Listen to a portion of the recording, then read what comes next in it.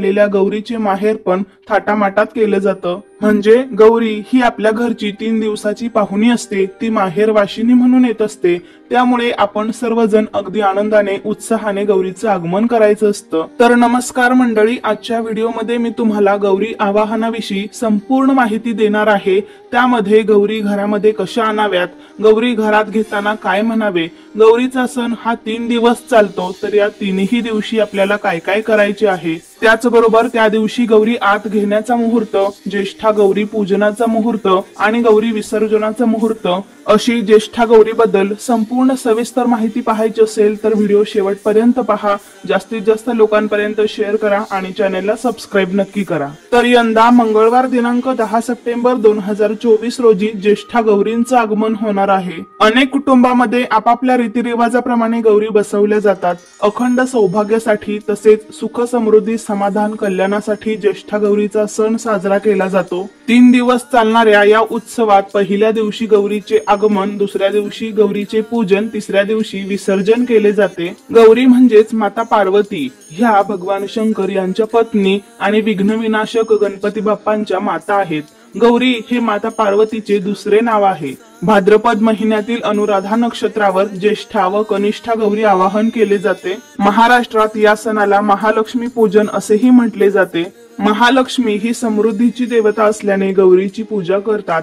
एक भगवान विष्णू यांची पत्नी आणि दुसरी भगवान शंकर यांची पत्नी पार्वती, या दोघींनाही आपण लक्ष्मी म्हणून पूजत असतो। पण ह्या दोघींमध्ये देवी पार्वती ह्या ज्येष्ठा गौरी म्हणून ओळखल्या जातात। तर या दिवशी अनेक घरोघरी गौरींचे आगमन होते। ज्यांना आपल्या घरी गौरी आणायच्या असतात त्यांनी या शुभ मुहूर्तावर आणाव्यात। गौरी आत घेण्याचा मुहूर्त 10 सप्टेंबर 2024 रोजी मंगळवारी सकाळी सूर्योदयापासून ते रात्री 8:02 असणार आहे।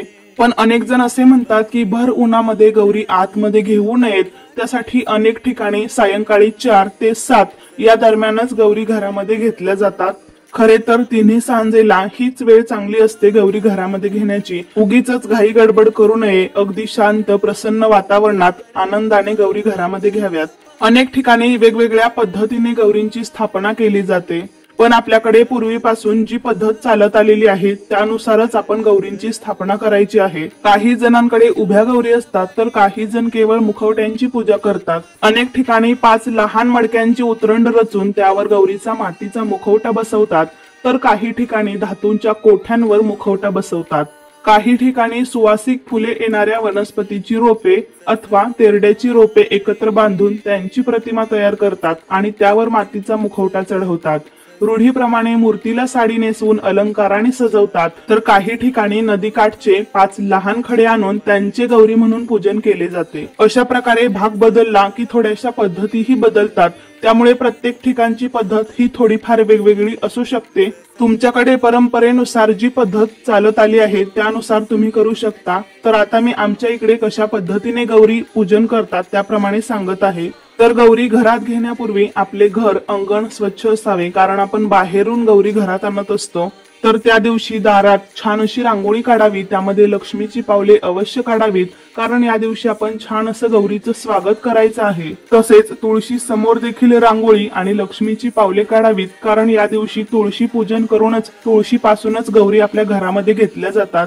त्यानंतर आपल्या घराच्या बाहेर तुळशीपासून आपण ज्या ठिकाणी गौरी घरामध्ये ठेवणार आहोत तिथपर्यंत आपल्याला लक्ष्मीची पावले काढायची आहेत, त्यावरती हळदी कुंकू वाहायचं आहे। त्यानंतर गौरी घरात घेण्यापूर्वी आपल्याला काही तयारी करावी लागते। तर एका स्टीलच्या पाटीमध्ये किंवा परातीमध्ये आपल्याला धान्य भरून घ्यायचं आहे। शक्यतो गहू घ्यावेत आणि त्यामध्ये गौरीचे मुखवटे बसवावेत। दोन्ही मुखवट्यांच्या मध्ये गणपतीची मूर्ती किंवा सुपारी ठेवावी। गौरीच्या डोक्यावर एखादा नवा ब्लाउज पीस टाकावा। गौरीला नथ, मंगळसूत्र, वस्त्रमाळ घालावी आणि त्यांच्या समोर 3 विडे ठेवायचे असतात, 2 गौरीचे आणि 1 गणपतीचा। प्रत्येकी 2 विड्याची पाने घेऊन त्यावरती विड्याचं साहित्य खारीक, खोबरं, हळकुंड, बदाम, सुपारी, नाणं एवढं साहित्य ठेवावं। अशी तयारी करून झाल्यावर तुळशी वृंदावनाजवळ आपल्याला जागा स्वच्छ करून तिथे पाट मांडायचा आहे आणि पाटावरती आपल्याला या गौरी ठेवायच्या असतात। पाटाभोवती छानशी रांगोळी काढावी। त्यासोबतच आपल्याला आरतीचं ताट देखील तयार करून घ्यायचे आहेत। त्यामध्ये हळदी कुंकू, अक्षता, 2 निरांजन, अगरबत्ती, कापूर, दूध, साखर, घंटा एवढं साहित्य त्यामध्ये असावं। आणि मग ज्यावेळी आपण गौरी घरामध्ये घेणार आहोत त्यावेळी मग आपण ही पाटी किंवा परात असेल ती बाहेर पाटावरती नेऊन ठेवायची आहे। मग यावेळी आजूबाजूच्या स्त्रियांना बोलावलं जातं। कोणी 5 स्त्रिया आल्या तरीही चालतात। तसेच घरातील सर्व सौभाग्यवती स्त्रियांनी आणि बाहेरील आलेल्या स्त्रियांनी त्या गौरींची पूजा करायची असते। तर गौरीला हळदी कुंकू अक्षता वाहून दूध साखरेचा नैवेद्य दाखवून आरतीचं ताट ओवाळलं जातं, धूप दीप ओवाळला जातो। त्याबरोबरच आपल्याला मागे जी तुळस आहे तर त्या तुळशीचे देखील पूजन करायचे आहे। तुळशीला पण हळद कुंकू अक्षता वाहायचे आहेत, वस्त्रमाळ अर्पण करायची आहे। आलेल्या प्रत्येक सौभाग्यवती स्त्रियांनी या गौरीची पूजा करायची असते। आपल्या घरी आलेल्या सर्व स्त्रियांना हळदी कुंकू लावायचे आहे। तर आपल्याला घरामध्ये ज्या ठिकाणी गौरी बसवायची आहे तिथली जागा आपल्याला स्वच्छ करून घ्यायची आहे।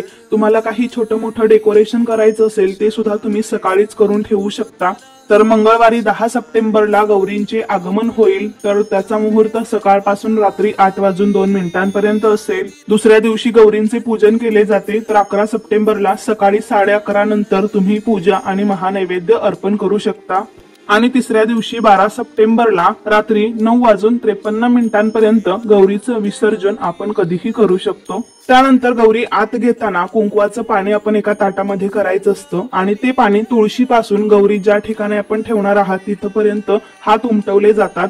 घरातल्या एखाद्या सवाष्ण स्त्रीने या गौरी हातामध्ये घ्यायच्या असतात आणि कोणा एका स्त्रीने कुंकवाचे हात उमटवत उमटवत आत यायचे असते।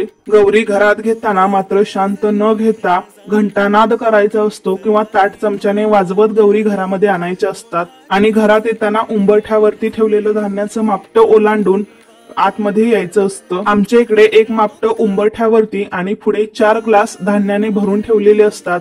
काही ठिकाणी एक पण ठेवतात। तर ती सगळी मापटे आपल्याला ओलांडून आतमध्ये प्रवेश करायचा असतो। गौरी घेतलेल्या स्त्रीमध्ये आणि हात उमटवत असलेल्या स्त्रीमध्ये एक प्रकारचा संवाद होत असतो। गौरी हातात घेतलेल्या स्त्रीने म्हणायचं गौरी आल्या, त्यानंतर हात उमटवणाऱ्या स्त्रीने म्हणायचं कशाच्या पावली, त्यानंतर हिने म्हणायचं धनधान्य धनसंपदा पाऊस पाणी लेकर बाळ। असं गौरी आत घेईपर्यंत प्रत्येक वेळी म्हणावं गौरी आल्या कशाच्या पावली, सुख समृद्धी शांती गुराढोरांच्या पावली, गौरी आल्या कशाच्या पावली, सोन्या चांदीच्या पावली, गौरी आल्या कशाच्या पावली, हळदी कुंकाच्या पावली। तसेच आपली कोणती इच्छा असेल, घरामध्ये कोणाचं लग्न व्हायचं असेल किंवा एखाद्याला मूलबाळ व्हायचं असेल तर ती इच्छा देखील यावेळी बोलून दाखवतात। असं आपल्याला सर्व काही म्हणायचं असतं कारण त्या येताना सुख समृद्धी समाधान शांती धनसंपदा सर्व काही घेऊन येत असतात। त्यानंतर गौरी घरात घेतल्यावर त्यांची स्थापना करण्यापूर्वी त्यांना घरातील समृद्धी दुबदुबत्याची जागा इत्यादी गोष्टी दाखवल्या जातात। त्यानंतर गौरी घरामध्ये ठेवल्यानंतर गौरीची आरती करायची असते। सर्वप्रथम गणपतीची, त्यानंतर गौरींची आरती करायची असते। दुर्गे दुर्घटभारी ही पण आरती तुम्ही म्हणू शकता। त्यानंतर घालील लोटांगण म्हणत स्वतःभोवती प्रदक्षिणा घालावी, मनोभावे नमस्कार करावा, आलेल्या सर्व स्त्रियांना हळदी कुंकू लावावे, त्यांना प्रसाद द्यावा, त्यांना नमस्कार करावा। एकदा का गौरी आत घेतल्या की तुम्ही तुमच्या सवडीनुसार गौरीला हवे तसे सजवू शकता। गणपतीच्या मूर्तीजवळ गौरीची स्थापना करावी। शक्यतो माहेरवाशिनीच्या हातूनच गौरीची स्थापना होते। तिला साडी नेसवली जाते, तिला सजवले जाते, छान छान दागिने फुलांचे हार नव्या साड्या नेसवून गौरीला सजवले जाते। तसेच तुमच्या घरामध्ये जे काही सजावटीचं साहित्य असेल ते वापरून पण तुम्ही सजवू शकता। छोटी मोठी खेळणी सुद्धा गौरी समोर मांडली जातात। अनेक प्रकारचे देखावे केले जातात, फुलांची आरास केली जाते। त्यानंतर लगेचच आपल्याला भाजी भाकरीचा नैवेद्य दाखवायचा आहे। पहिल्या दिवशी भाजी भाकरीचा नैवेद्य दाखवला जातो। गौरी आत घेतल्यावर आपल्याला लगेचच भाजी भाकरीचा नैवेद्य दाखवायचा आहे। या दिवशी यामध्ये विशेष करून शेपूची भाजी बनवली जाते। नसेल तर तुम्ही एखादी वेगळ्या प्रकारची पालेभाजी पण बनवू शकता आणि हा नैवेद्य दुसऱ्या दिवशीपर्यंत गौरीजवळ आपल्याला असाच ठेवायचा असतो। आणि दुसऱ्या दिवशी आपण जेव्हा महानैवेद्य दाखवतो पुरणपोळीचा, तेव्हा आपल्याला हा नैवेद्य उचलून मग तो पुरणपोळीचा नैवेद्य त्या ठिकाणी ठेवायचा असतो। दुसऱ्या दिवशी सकाळी गौरीला चहा सुद्धा ठेवला जातो कपामध्ये। त्यानंतर आपण जो काही फराळ बनवतो त्याचा देखील नैवेद्य गौरीला दाखवला जातो। फराळामध्ये तुम्ही जे काही बनवलं असेल, बेसन लाडू, बुंदीचे लाडू, शंकरपाळी, चकली, करंजा, अनारसे, तुम्ही जे काही बनवलं असेल त्याचा देखील नैवेद्य दाखवावा। त्यानंतर दुपारी महानैवेद्य दाखवला जातो। काही जण पुरणपोळी करतात तर काही जण अनेक पंचपक्वान्न करतात। 16 प्रकारच्या कोशिंबिरी, 16 भाज्या अशा प्रकारचे पदार्थही केले जातात। तुम्ही जो कोणता महानैवेद्य बनवला असेल तर तो शक्यतो केळीच्या पानावरती ठेवावा आणि तो देवीला दाखवावा। त्यानंतर संध्याकाळी आरती केली जाते। महाराष्ट्रात सायंकाळी महिलांचा हळदी कुंकू कार्यक्रम केला जातो। सगळेजण एकमेकींच्या घरी हळदी कुंकासाठी आणि एकमेकींच्या गौरी बघण्यासाठी जातात। त्यानंतर तिसऱ्या दिवशी म्हणजेच मूळ नक्षत्रावर गौरीचे विसर्जन करतात।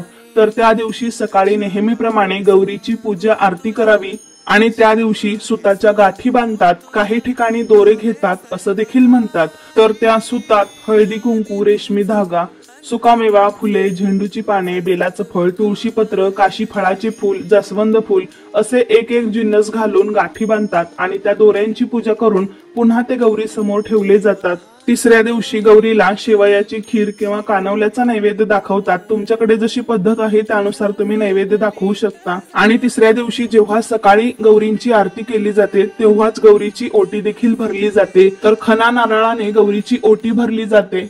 त्याबरोबरच या दिवशी सुवासिनींची पण ओटी भरली जाते। आपल्या घरी दोरे घेण्यासाठी ज्या स्त्रिया येतात किंवा हळदी कुंकूसाठी ज्या स्त्रिया आल्या असतील त्यांची चिरमुरे, त्यामध्ये काही खोबऱ्याचे तुकडे टाकले जातात आणि त्या चिरमुऱ्याने ओटी भरली जाते किंवा काही ठिकाणी गव्हाने पण भरतात।